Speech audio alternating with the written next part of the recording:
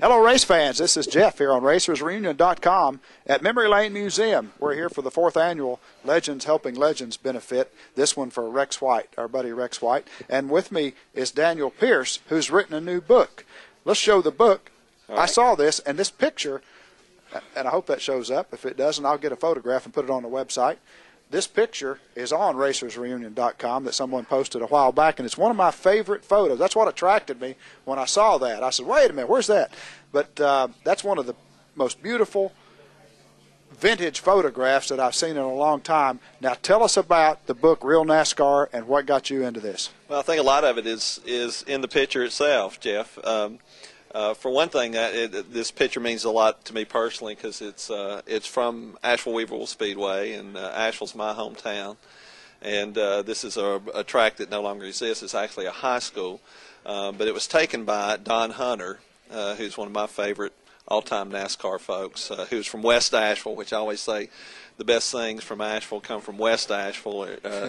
When I was growing up there, it was Worst Asheville. It was considered the redneck section, but a lot of great people. Banjo Matthews lived in West Asheville. Jeff Fielding, or those, Greg Fielding, excuse me, you're familiar with any of the great NASCAR histories he's done.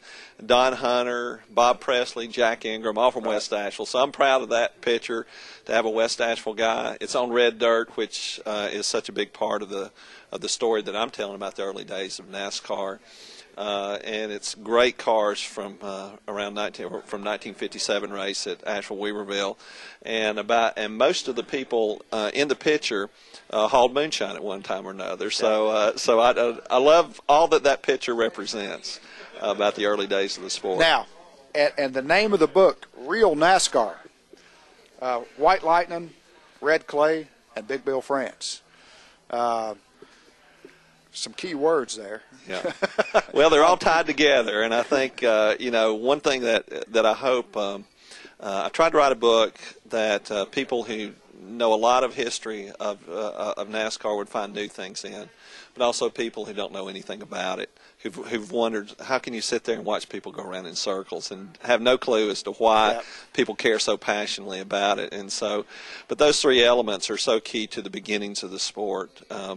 And people know a little bit, and usually they'll say, oh, moonshine, White Lightning, bootleggers, Junior Johnson, and that's right. And they know that. But Junior Johnson was really the end of the line in many ways for that.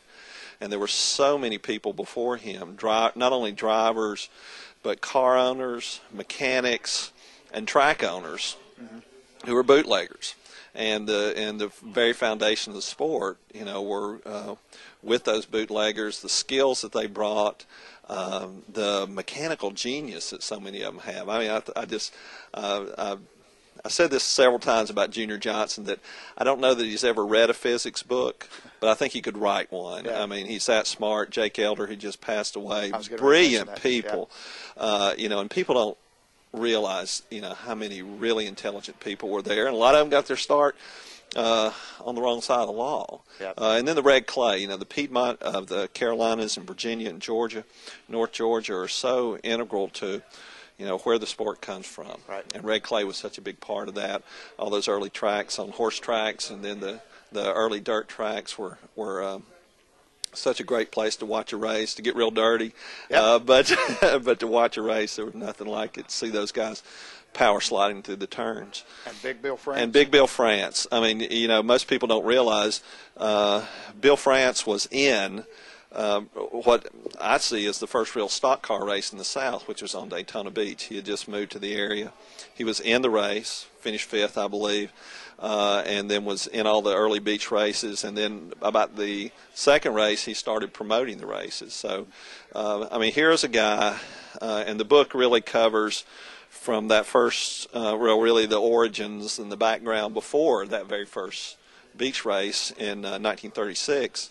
Up to when Bill France retires in the early 70s. So there are actually about 3 chapters in the book that cover stock car racing in the Southeast before NASCAR was even created, and people don't really know much of that history. And I think that's one of the neat things that I found is there's such a fascinating history from that time. That's awesome, and it's awesome for a guy like you to take this on and to do the research and to put this out. And that's what attracted me to it. And I said, I got to be able to find this guy. What we want to do is try to help you guys promote what you do, and